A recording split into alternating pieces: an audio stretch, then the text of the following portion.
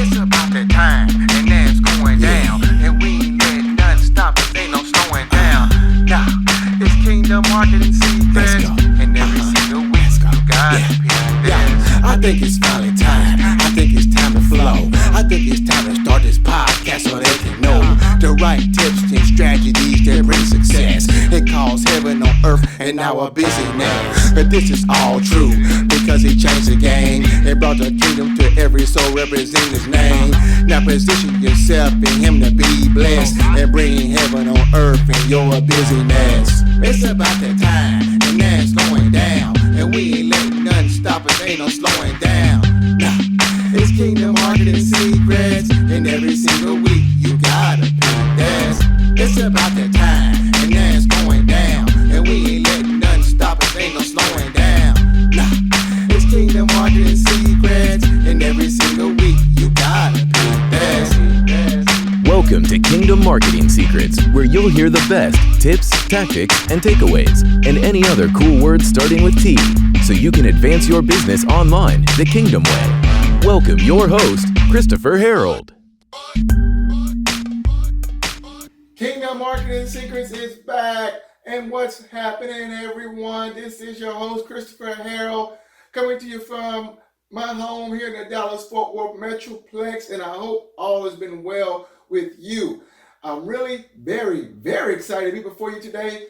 We got a really cool topic I'm going to talk about. See, one thing I love about the Kingdom Marketing business and just this podcast in general is that we're going to dive into the nuts and bolts of business and marketing and all those cutting edge tactics and strategies as well, but also what makes this different. See, what makes this podcast different than everything else out there? What makes it different than, say, a typical marketing podcast or business podcast or something like this is that what? We bring in the kingdom element with it. Because if you are a kingdom entrepreneur, a kingdom business owner, everything you do is kingdom first. See, we're not business owners who happen to be Christians or salespeople who are Christians or entrepreneurs who are Christians. No. We are kingdom entrepreneurs, kingdom business people, kingdom salespeople, right? And that always goes first because it permeates every area of our lives, including what we do in business.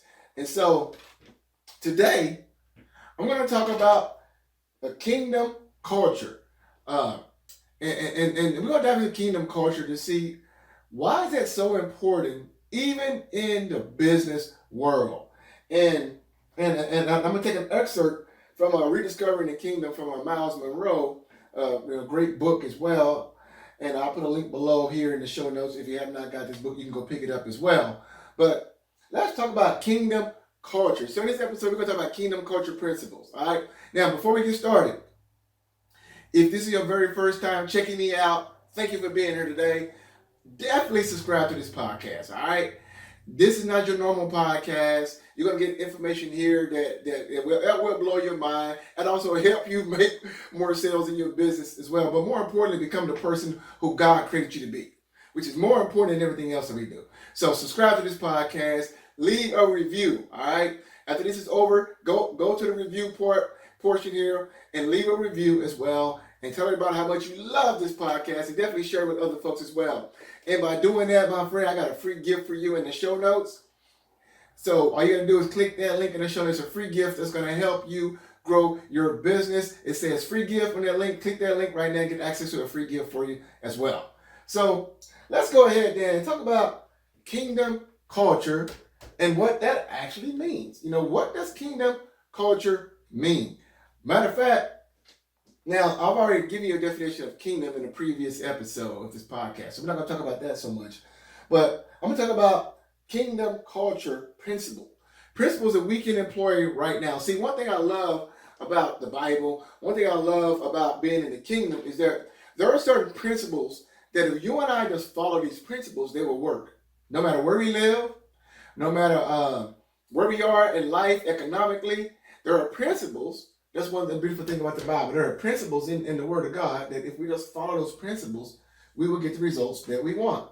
And so I'm going to talk about principles here really quick in this podcast because I think that if we can follow the kingdom principles, we can also get the things that we want out of life and in business. So let's do this first. Let's define the word culture. And then I'm going to share a story about the word culture and how it affected me a lot, and based on the time period when I grew up. So I actually went and Googled this word culture. And I'm going to give you a definition of culture, because I think that's very important, because everything we typically do is affected by culture in some type of way. Now, we all got different backgrounds and culture. We all grew up in different time periods, but there was a culture around you that affected everything you do. And we're going to dive into the culture here. So, but a definition of the word culture says the customs, arts, social institutions, and achievements of a particular nation, people, or social group. The customs, arts, social institutions, and achievements of a particular nation, people, or other social group. So, culture. So, in simple words, how would you define culture?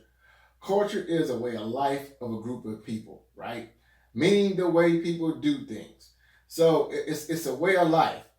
And I'm going to dive into some particular patterns and subject matters here deeper here and talk about this kingdom culture, all right? Because culture is everything. I am a child of the 80s. I was born in the 70s, but I grew up in the 80s. And I grew up in something called the hip-hop culture. The hip-hop culture.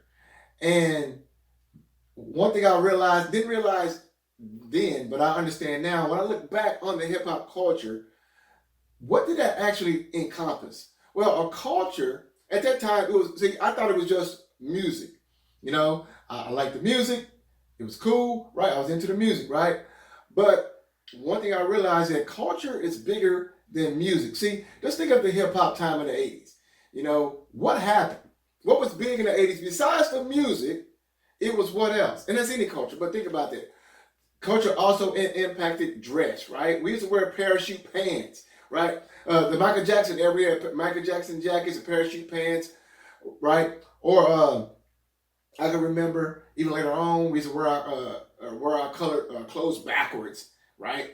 But so the way we dress, our tennis shoes, our pants, our shirts, our haircuts, were all affected by the hip-hop culture. So that brought more than just the music. Music is what started it, but culture also came with the way we dress. Also in hip-hop culture, we had something called breakdancing, right? So the things we used to dance, how we dance, they used to have bebop and pop blocking and all that kind of stuff. You know, if you see me on video right now, you're probably laughing. But yeah, there's pop block, do the wave, do the robot, right? So not beatboxing, that's something else. But breakdancing was huge. I can remember a movie called, I think, what's it called? Breaking. And they had Ozone and Turbo. I think they came out in 1983 or 1984, right? And it affected everything. So the way you dance was affected by culture. Also in hip hop culture, it had art with graffiti. I can remember seeing all the graffiti works like on the walls. And, you know, that's kind of crazy, but people were putting graffiti on trains. You know, the cabooses, the train cars, on the walls. So that graffiti, right? The art. So that was an art. Also, the hip-hop culture had what? Slang. See, the hip-hop culture will confuse you with words, because we might say, hey, yo, I'm chilling, right? So I said, what you doing? I'm just chilling, right? Now, if you don't understand the hip-hop culture, you think somebody's freezing, right? When they say they're chilling, or I'm just cooling, right? So hip-hop culture had its own language. So that way people could communicate with one another, right? We had our own